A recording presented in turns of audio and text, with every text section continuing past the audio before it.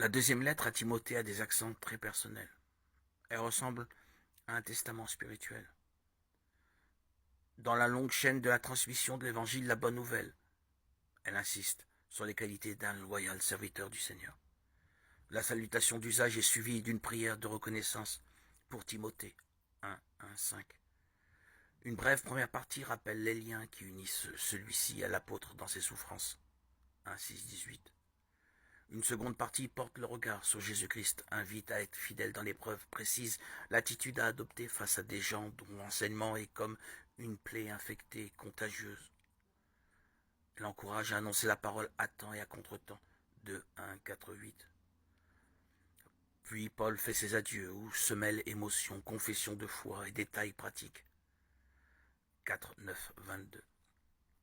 Comme la lettre à Tite et la première lettre à Timothée, cette lettre est qualifiée de pastorale car elle s'adresse aux responsables d'une église, à son pasteur. Elle en décrit les qualités avec beaucoup de vigueur. En ressortent les images du soldat, de l'athlète, de l'ouvrier, du maître de maison. De plus, il doit tenir à la vérité de la bonne nouvelle de Jésus-Christ et ne tolérer aucune déviation. L'union avec le Christ et avec Paul lui-même est essentielle. La fermeté se conjugue avec la douceur.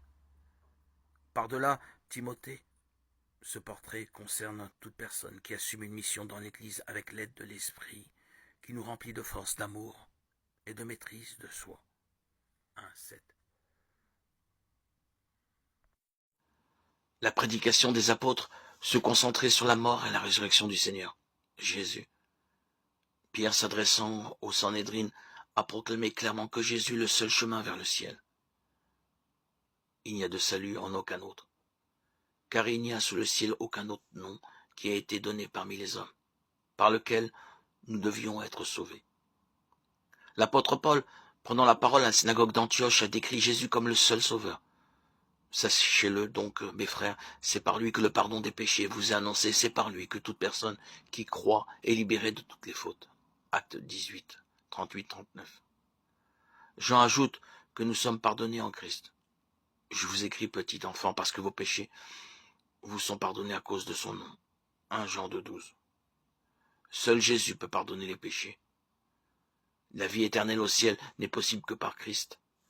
Jésus a prié. Or, la vie éternelle, c'est qu'ils te connaissent, toi le seul vrai Dieu, et celui que tu as envoyé, Jésus-Christ. Jean 17:3. Pour recevoir le don gratuit du salut de Dieu, nous devons regarder à Jésus, à lui seul. Nous devons croire en sa mort sur la croix pour nos péchés et en sa résurrection.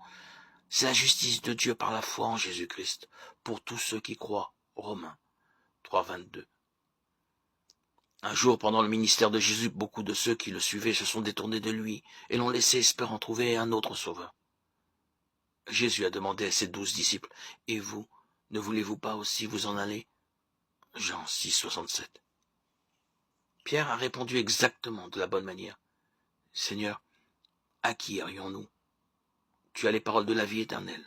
Et nous croyons et nous savons que tu es le Messie, le Fils du Dieu vivant. » Jean 6:68-69. Puissions-nous tous, comme Pierre, croire que la vie éternelle ne se trouve qu'en Jésus-Christ.